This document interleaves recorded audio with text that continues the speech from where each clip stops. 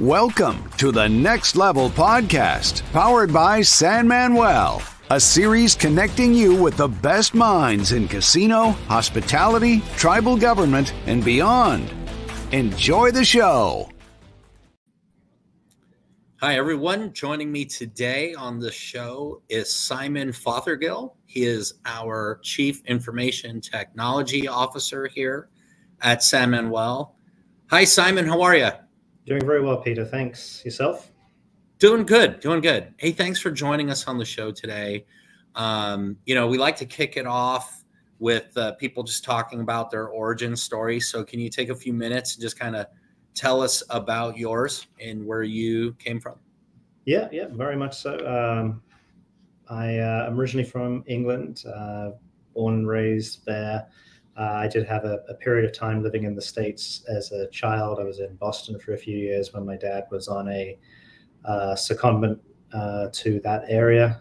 He grew up in book publishing and hoped that I would continue on that path. It did not work out that way. It wasn't something of interest to me. So, I went straight from the UK equivalent of high school to working. I did not do the university, college stuff early in my career. I did that later.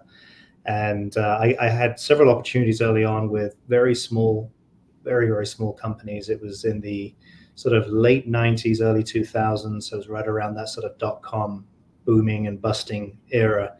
I was really lucky to get opportunities with these smaller organizations. Two in particular. One was a software development company that was previously a traditional board game company, and they were looking to turn their traditional family board games into electronic versions of those.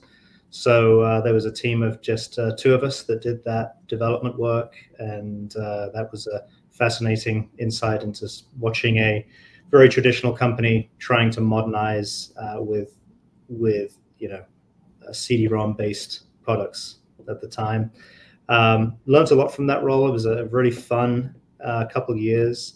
Ultimately, the company did not succeed, and I moved on to a startup that was based in web hosting, and that's where I really got so much of my early education on all things IT, all things business. We were another startup of just 3 people at the time. So in between building servers, building networks, I was answering the phones, I was doing sales, doing accounting stuff, because we all had to pitch in. And that organization I was with for almost 5 years, and it grew to a pretty good size. But that really gave me a lot of insight into just so many different facets of business, not just the technology side. After that, took a kind of leap of faith. I decided to move to Las Vegas for an adventure more than anything else. I did not have any work lined up. I did not have anything really to land on. So I jumped on a plane, one suitcase, came to Vegas. I lived in the frontier for a couple of weeks while I was figuring things out, and very quickly got the opportunity to join Aristocrat Technologies as a database administrator. I had no idea what the gaming industry was about other than the strip, and I really had no idea what Aristocrat was about, but ended up being my entry into the gaming industry, and I've been here ever since. Along the way, I've collected a family, wife, and 2 sons, and really at this point in my life, everything I do revolves around them. All my interests are based on my kids' sporting activities and things they've got going on in life, and that's really all I need in my day-to-day life outside of things here at Manuel. After Aristocrat, I had time with Ameristar Casinos, which became Pinnacle Entertainment, which then became Penn National Gaming. I had a lot of opportunities along the way with those companies, and exited Pinnacle Entertainment as CIO when Penn acquired that company. After that, took a little break, moved back to London with the family to experience life back in England. And we had a plan to be there for a couple of years, and everything was going very well until Tony Pepper called and said, "Hey, I'm CITO over at San Manuel, and I'd really like you to come out here. There's a lot of really cool stuff going on, and I think this is the right next place for you." So having just settled back in England, packed up, jumped on a plane, and the rest is history. Been with San Manuel ever since. That's fantastic. Thanks for sharing that. And I know you've shared with me sort of your history and background before, but I always hear and gain new insights every time you talk about it. So you started out in so I wrote it down here. You started out. Were you actually like writing the code when you were developing and shifting? Because I find that to be fascinating. I'm sure a lot of our listeners are out there thinking, wow, that would have been kind of cool to take board games and turn them into electronic, going back way before sort of, apps and smartphones and all that. We kind of take this for granted. But what was that like? I mean, so you were actually programming, or were you on the UX side of it, or all of the above? What I was programming and doing a lot of the front end stuff. There was another guy, very talented individual, that was doing all the kind of logic and pulling it all together. But it's very hard to take that very physical, tangible feeling of playing a board game and making it a successful game on a computer, especially. And I really feel old now when I say these things. This was Visual Basic. We didn't have particularly good computers in the late 90s, early 2000s. So it was a very, very limited experience. Funnily enough, we did a side project for a local school where computers were just coming into schools at the time. At least, this is rural England, so we're not talking about big cities or anything like that. And they said, "Hey, we really want to start teaching our kids how to use a keyboard and how to start them journey for touch typing." So we spent a couple of weeks putting together a little touch type simulator.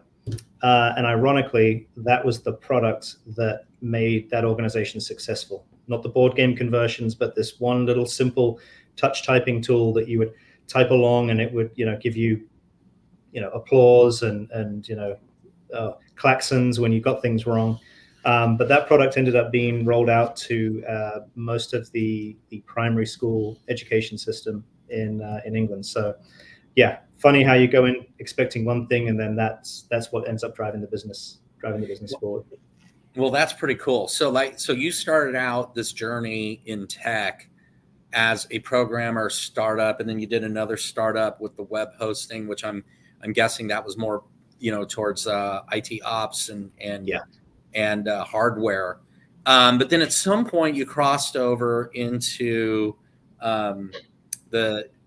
I don't want to call it mainstream corporate, but I mean into sort of a more stabilized environment. So you went startups, which is, unpredictable, a lot of long hours, kind of independent, probably jack of all trades, wearing 1,000 different hats, to now you're more in a more defined role. And we'll come to that in a moment. But what was really cool, and I forgot you told me this before, but this is just like, I think the listeners will love this. What the heck made you go to Vegas without a job? I mean, like, that's kind of that almost sounds dangerous. Like, wow, that's like playing with fire. Like, I want to go to Vegas, and just like, you really rolled the dice, right? So you were rolling the dice, literally, that you on your career, like, I'm gonna find a job. Talk a little bit about that. I mean, I think that is very interesting. So what led you down that path, and living in a hotel for a while you figured it out? I mean, wow, that's just fascinating. Can you double click a little bit on that? Yeah. So, I was young, right? Early 20s, not any commitments or any concerns. And I was lucky enough to have been eligible to come back into the States, having lived here before, and I didn't want to pass that opportunity up. There was a window that I had to return and become a green card holder again. So that was kind of the ticking clock that got me here. But the rest of it was just, why not? I'm still living, I'm still living where I grew up. I'm still not really, I don't want to say not going, wasn't finding life too challenging. It was just, here I am where I grew up, same people, same friends. And I miss those people dearly, but, I really, really wanted to try something different. Honestly, I just thought it would be a long holiday. And, this is back, back in the days where I think my room rate at the Frontier was probably like $19.99 a night. And the buffets were, $3.99 for breakfast and stuff like that. So I was like, I can live for a little bit, go have some fun. And then, the Aristocrat job came, and that's really what made things kind of progress from a long holiday to reality. And that's great. That's great perspective. And $19.99 a night, that was pre-resort fee time period, right? Oh, yeah. So it wasn't like $19.99 plus a $60 resort fee. It wasn't really an $89 room or a $79. No, it's crazy. Crazy No, to think that those days are so far behind us.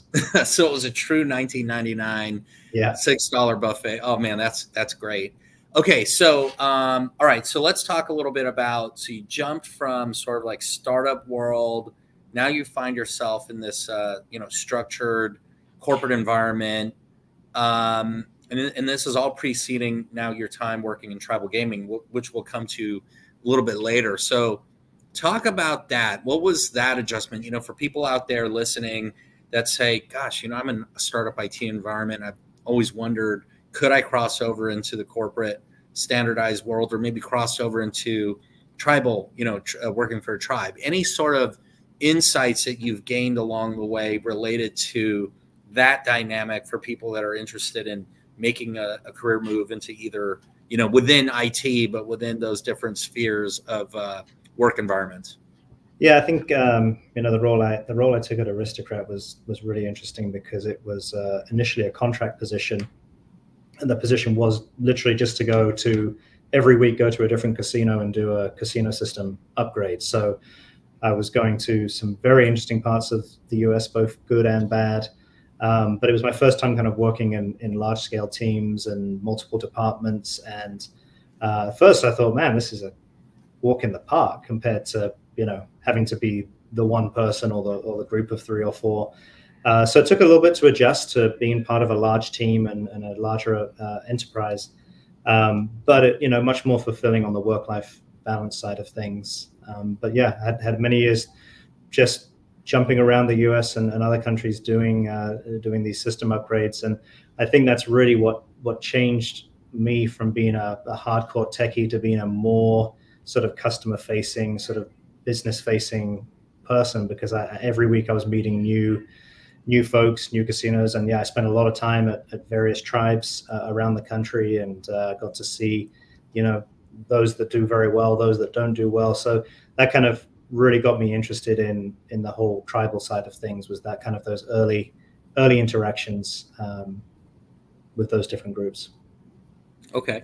And so, if you had to summarize it in like maybe 1 or 2 tips for someone looking to make that transition, what sort of things should they ask themselves as they consider possibly going from one world to the other?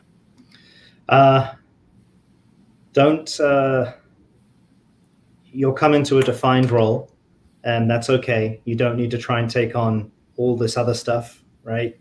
Do your role well, and look for opportunities to grow beyond that. And that may well be just taking on a little bit more here or there in your own team, or learning more about the other departments. I think, in larger organizations, there's a lot of comfort and safety there. And the risk is that you become too comfortable and you just kind of sit in your box and say, well, I'm just going to do this, come in every day, and that's good enough. In a large organization, you've got so much opportunity to pick up other skills, other ways of doing things. And for me, it was really just, the network I built at that organization helped me, and still to this day has helped me on a day-to-day basis. So I'd say leverage the network, leverage those relationships that a larger organization offers, and just look for different ways to learn. If you're early in your career, don't pin yourself into, I'm an infrastructure architect. That's all I want to do. Jump around, learn different roles, really get, if you're a hardcore techie, get in a role that's more customer facing to learn those soft skills and really get that kind of full view of your role and its importance in the organization. So let's talk a little bit about that, because I think you touched on an important topic there, and that's networking. I oftentimes get asked, or it comes up in discussion with folks in the tech space, especially casino operations or hospitality operations tech, and they ask me, they say, well, Peter, there really isn't any natural in my day-to-day job. There isn't really a natural way for me to network outside my work, my immediate work group. How important are things like, do you find a lot of value in conferences, or how would someone early in their career or even mid-level in their career, how would they go about doing this networking? Now, I realize when you were at Aristocrat in your day-to-day role, you were forced to do it because you had to go to different clients in different jurisdictions and different locations. So as part of your day-to-day job, you were in front of different groups of people, and over time that became a very large, network. But for someone who doesn't have that mobility in their day-to-day role that's built in, how would they go about doing that? What are your thoughts? Have you thought about that, or have you advised people? Yeah, I mean, there's with LinkedIn and just general online communities, there's so many. There are, regardless of your level, regardless of your skill set, there are events you can attend. There are events that organizers want you to attend, right? Just because there's an event going on and it's it's an IT manager's event, don't let that stop you from saying, hey, I'd really like to go to this, especially if you've got a manager or a leader that has already been a bunch of times, and just say, hey, can I go this time? It'd be great to meet some of these folks, because in the gaming industry setting, most of those events are very, very diverse, and you should not have any type of title shame or feel like you need to climb the ladder to go to those events. I guarantee if you ask someone in your organization, hey, can you get me connected to this organization or this event, they will absolutely get you in there. And again, for the higher you go up, the more events you get organized, you get invited to. And having people that want to go to these things is a great thing to say, okay, I've done this a couple of times. I've got everything I need out of it. You go out there, tell me what you learn, and go from there. And I think the other thing is to be, especially in gaming, it's very easy to get trapped into just gaming-centric events. And they are great, but you're missing out on so much more if you don't look outside the industry and look to other verticals. I've been making more of an effort this year on my networking since I've come into this role. I was at a Cisco event last week, and I got to meet various people from gas, from oil.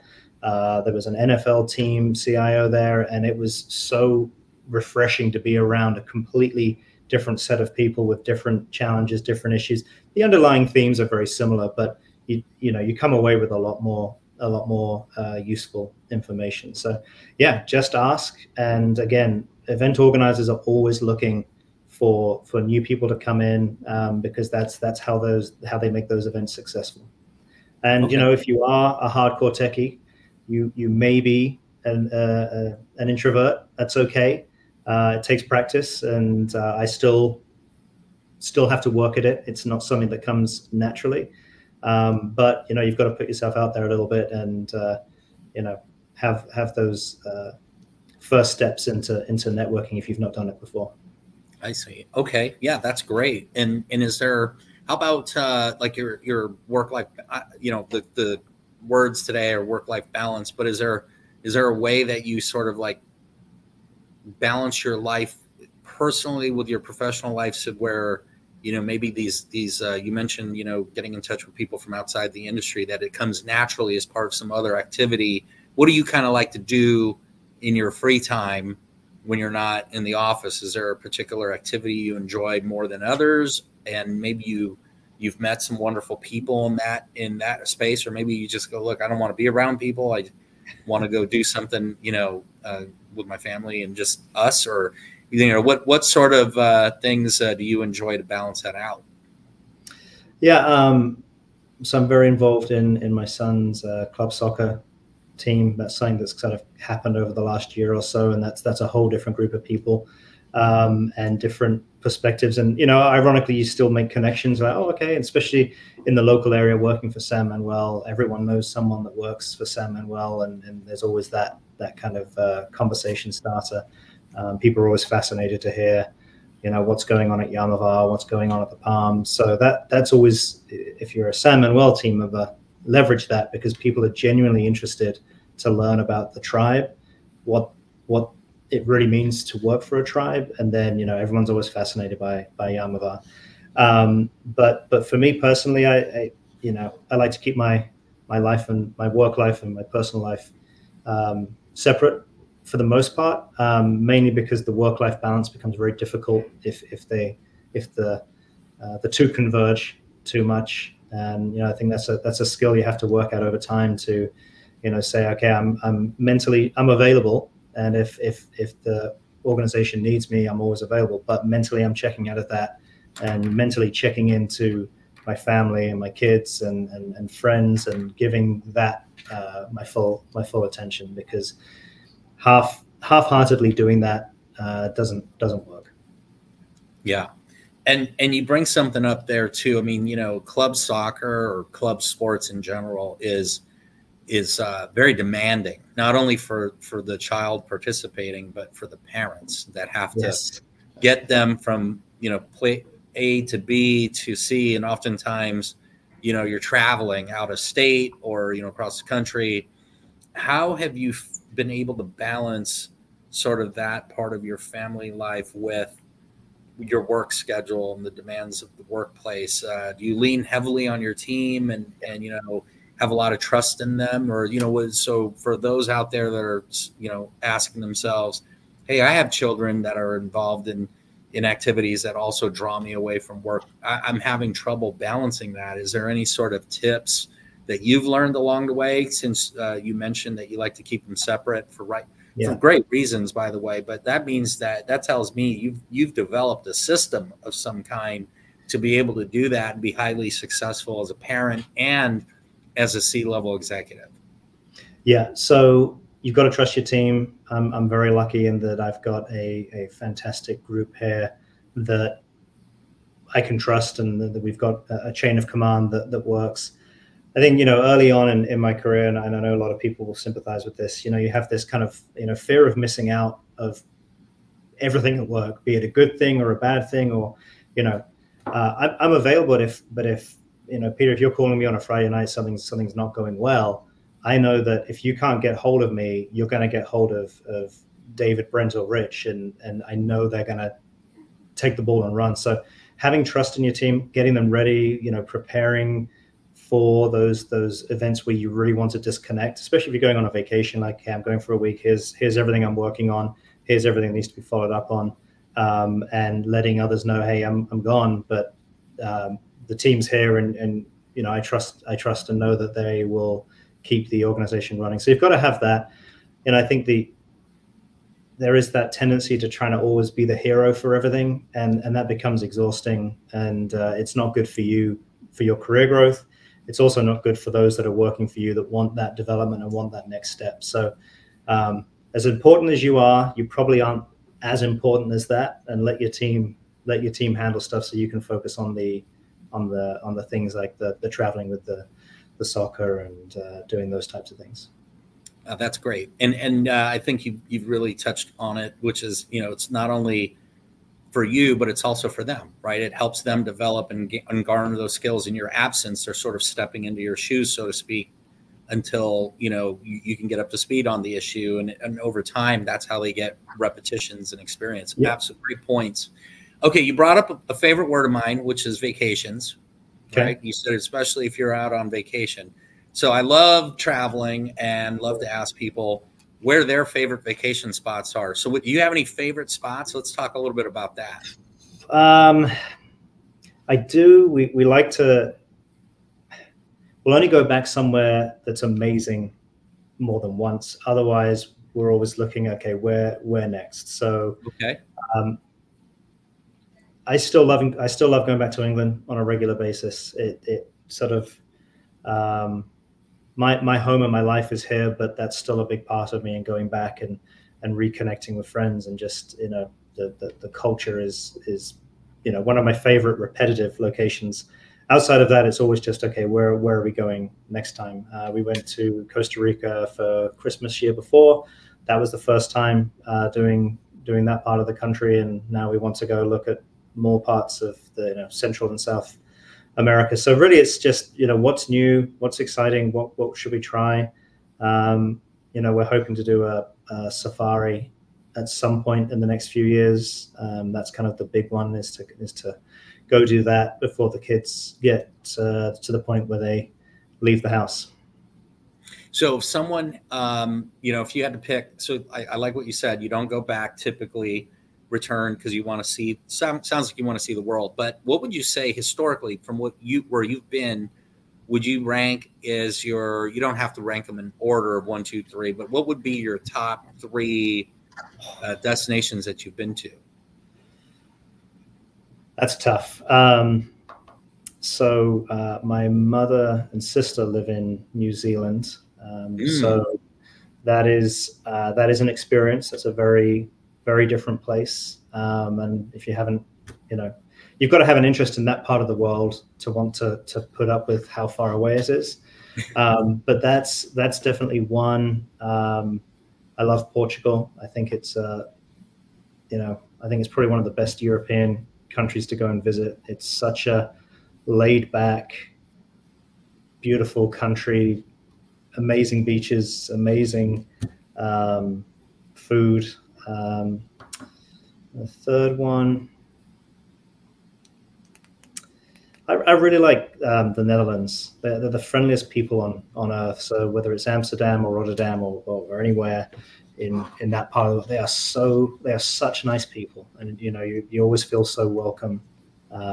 If you haven't tried that country, it's just the friendliness will just overwhelm you. It's such a nice part of the world.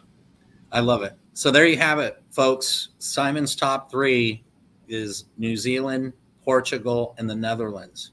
Right. So that's a fantastic list. I can tell you, I've never been to any of those. Right. So that's going on my list now. So thank you for sharing that.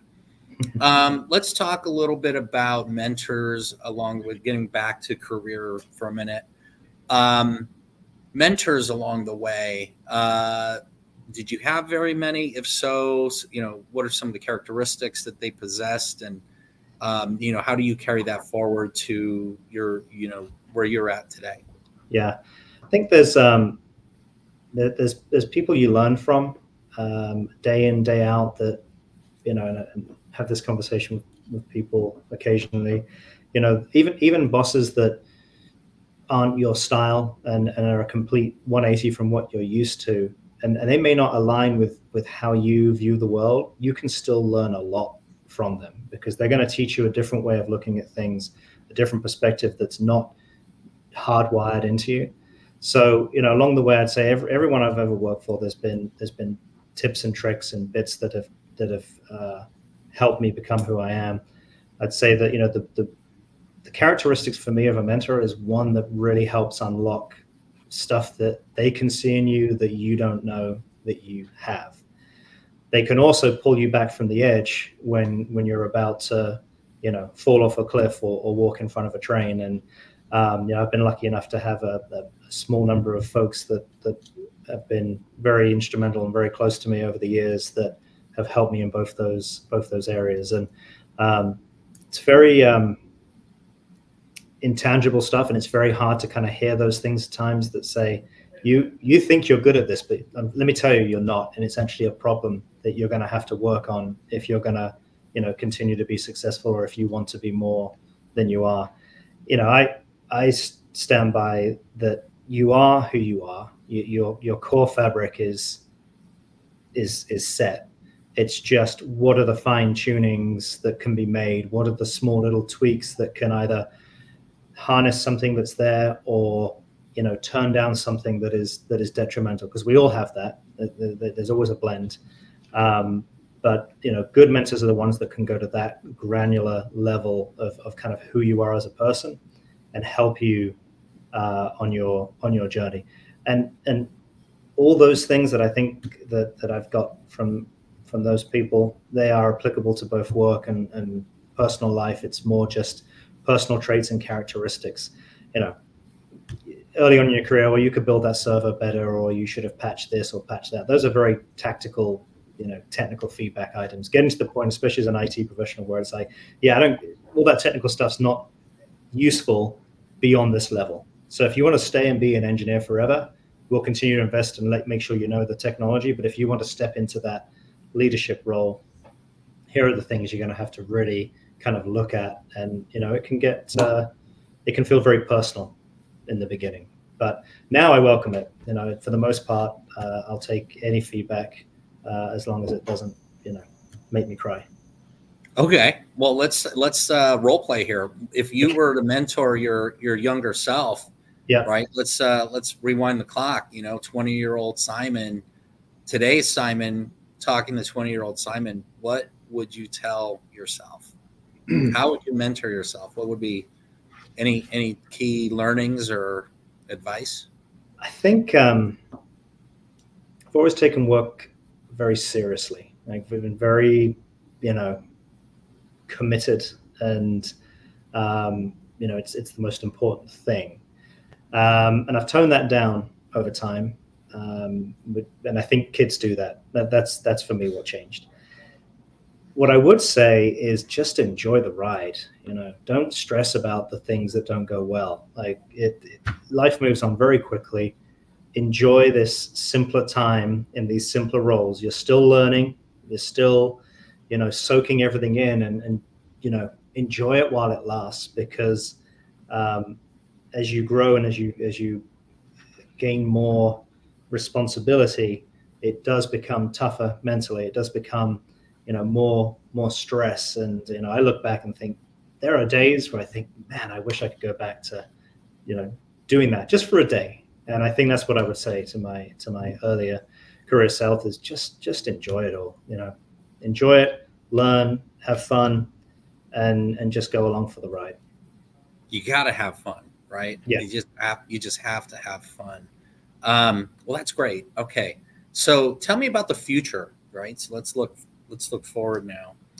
What do you, tech moves extremely fast, very unpredictable, but I think, hot topics today are cybersecurity and AI, and who knows what's next. What is your outlook? You don't have to talk about those topics specifically, but what is your outlook on the tech world, where it's going? You can comment on it more generally, or you could comment about it more specifically to gaming and hospitality. What is Simon's take on the future of tech today? What do you think? I think I'll talk a little bit about our industry specifically, because as I think most sort of operators and anyone that's worked in the industry for a long time, or even those coming in that are brand new to it, will say, wow, it feels like this is a little behind the times. And I would say in the time I've been in the industry, it's come leaps and bounds, and we are getting closer to not being a niche industry which is tied to very specific vendors and very specific systems. I think that the cyber stuff, especially with the very targeted issues that have happened in both the corporate gaming world and the tribal gaming world, is that, no one is really safe, and you have to look at what's the safest approach for securing technology and still moving the needle forward. I think hopefully this latest sort of iteration of cyber issues in gaming, the AI side of things, the fact that everything is pretty much cloud these days. I think the sort of old perspectives that we've had, or that are either real or perceived, the shackles of, well, we must keep things here, we must stay traditional. I think if we can overcome that, and I think those waves of AI and the cyber threats are really pushing so much of that old way of thinking out of the way, then I think the barriers of entry into our market become lower, and maybe we start seeing some different more. I mean, not to take anything away from our gaming partners, that they are, the lifeblood of our industry, but I think it'd be interesting to see whether we do get fresher faces and fresher ideas coming into this space that has historically been too complicated, too regulated, and just not worth the effort. With gaming and hospitality continually growing and becoming more than just a gaming industry, I think, or I hope that we will see people coming into this space that really change our options and ways of thinking. And how do you stay in touch with that? I mean, like, so do you have a method in which you stay in tune with the change that you're talking about, which is, sort of like this expansion of availability and opportunity for normal, typical non-casino, non-hospitality folks to come in? How do you keep track of that? Like, you actually go out and seek these tech advances, or do you seek for them to come to you, or what's your primary way of staying in tune with that? I would say historically it's been less proactive. In the new role, making more of an effort to sort of get out there and see what's going on. I was at an event a couple of weeks ago, and part of the event was a number of startups came and just presented to this group of technology leaders from different industries on just what they're doing. And they're there with the view to getting potential interest, potential funding, or just, more opportunity for them to grow. And most of these folks were in the AI space, and it was fascinating to look at and say, interesting, this is very unique and very undeveloped, but they've clearly onto something here. And I think it's those types of opportunities that we'll have at San Manuel, is to engage with those early companies that aren't yet much, but have some great ideas and have already kind of got, the basics going. And I left with probably 3 or 4 different companies that I thought that's something we should look at. I don't know how we would use it, but it's something we should look at, because it is very, very, a very different way of thinking. And, with AI, there's so much hype, and unfortunately everyone has to jump in with their own AI perspective and their own AI sales pitch. So we've just got to be mindful to kind of cut through all that noise and find that really, really good products or emerging products that, we as operators can get on board with and say, okay, it's unlikely that we're going to have the type of AI expertise in-house because of the cost, but you guys are in this part of the world where it's abundant, and we'd like to talk to you and partner with you and see what we can do. So I think as it relates to AI specifically, I'd say that those are some of the areas and some of the opportunities. And then outside of just on the traditional side of things, it's really getting out to, other events, other conferences, networking. I met with the CIO of Esri here locally a couple of weeks ago, and learned a lot about what they're doing. And for those that aren't local, Esri is a big technology organization here in our area. They're probably the only real one outside of our group here, and some smaller entities. So a long way of saying we got to get, as an organization, probably got to get a bit more creative to look at who we speak to, where we go and look for these things, because they're, if you're waiting for, the traditional gaming events to hand deliver to you new technology ideas, that's probably not going to get you any further than any other competitor out there. Okay.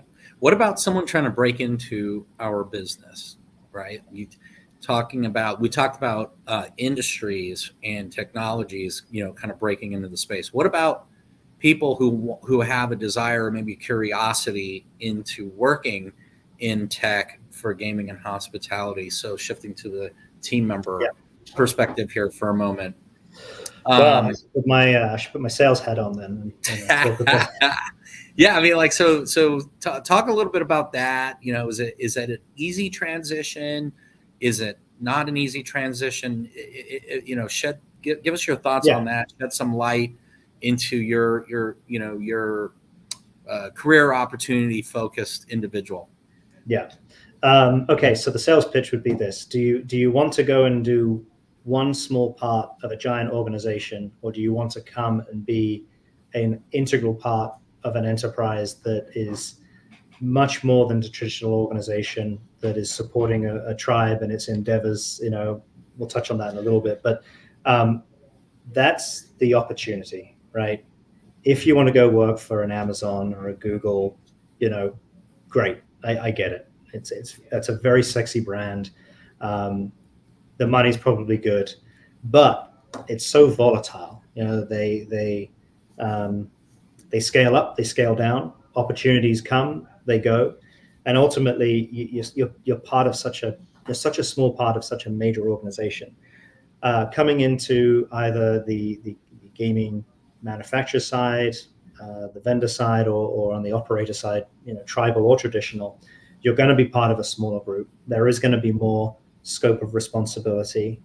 It's going to be more interesting. I had a skip level with a new network engineer the other day that joined us, and he's coming out of that kind of space, and he likes that it's not a grind here, and he's excited about the opportunity, but he's kind of still adjusting to the scope of the role compared to scope of previous roles. So in the time you spend here, you will learn a lot more than you do at a traditional technology company, and you get to spend time in an environment that has a little bit of everything, right? We're a hotel operator, we're a retail operator. We do restaurants, we do fine dining, we support fire stations, we support a tribal government, we do geospace technology, flying drones around ancestral lands. Like your day-to-day supporting of what is normal traditional technology, but what it's actually doing is very, very unique. And I think for the team members in this group that are here, I think they really like to see that they're not just building a server; they're building a server that's supporting, the technology in the latest fire station, or as the case is right now, working on how do we support a brand new school. So it's what you're doing has a very tangible output and a very meaningful output compared to crunching code for, pick the company to crank out the latest widget so that the stock price continues to go up. Awesome. Well said. Very well said. All right, let's get back to some personal discussion here. Hobbies. You have one.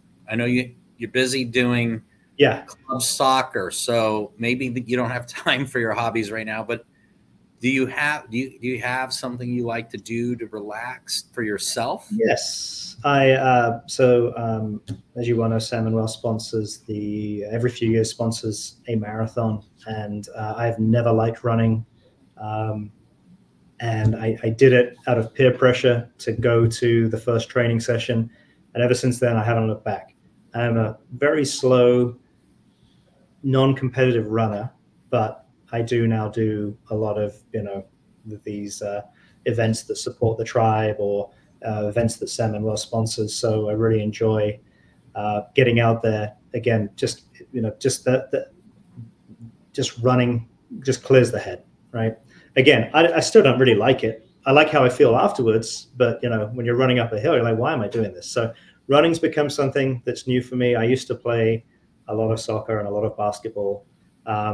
But I found that, showing up on a Sunday and risking getting my leg broken in a supposedly recreational soccer game has really kind of, that time is now past me, unfortunately. But that's really it. And then, as you know, we have golf together.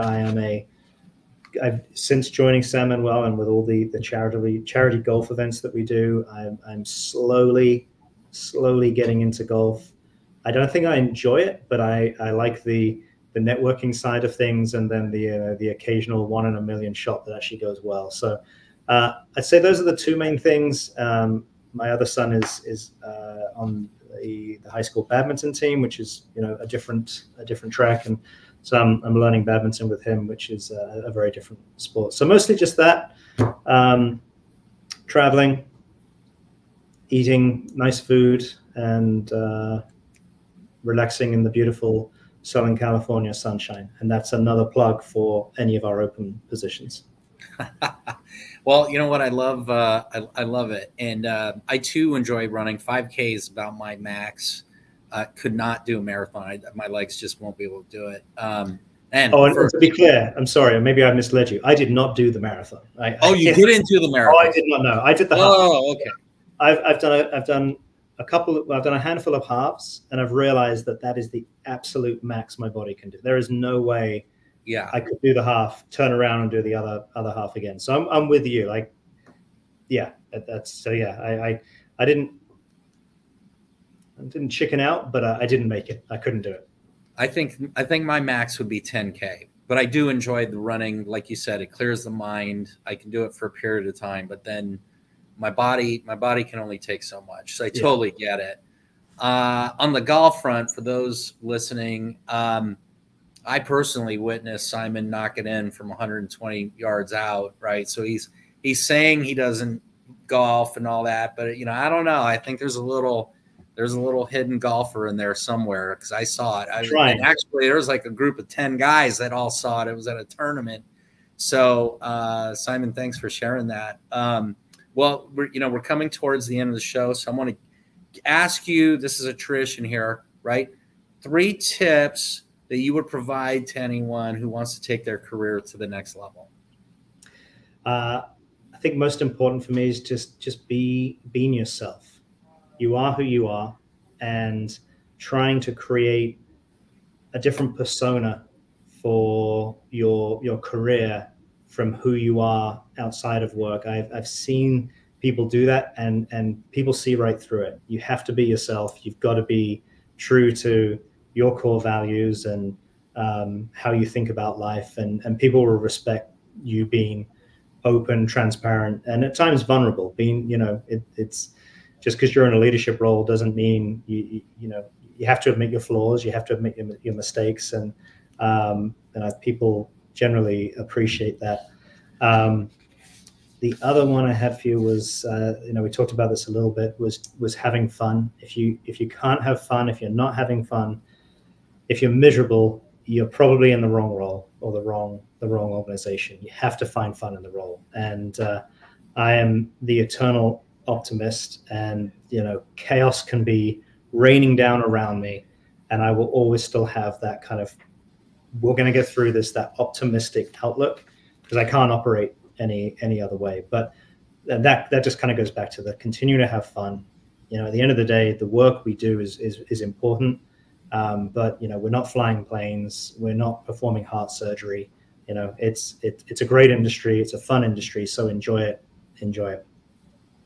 And for me personally, the other thing that has worked well for me is be committed. San Manuel is of meaningful employers. In gaming, it's my third employer. Everywhere I've been, I've done at least 6 to 8 years, and there is often times for opportunities. And for me, the playing the long game with organizations has been really beneficial. The more you commit, the longer that you spend with an organization, the more you're going to gain, both professionally and personally. No one likes to move around every year. No one likes to change jobs every year. So play the long game, and that will pay out over time. All right, so there you have it. Simon's top 3: be yourself. Don't give up your core values. Have fun along the way. Remain optimistic, and then be committed and play the long game. That's it. There's your words of wisdom, everyone. Thank you, Simon, for joining us today on Next Level. And we really appreciate you giving the insights and the little window into your life. Thanks for joining us. Thanks, Peter. All right. Bye-bye. Check out more episodes at thenextlevelcareers.com.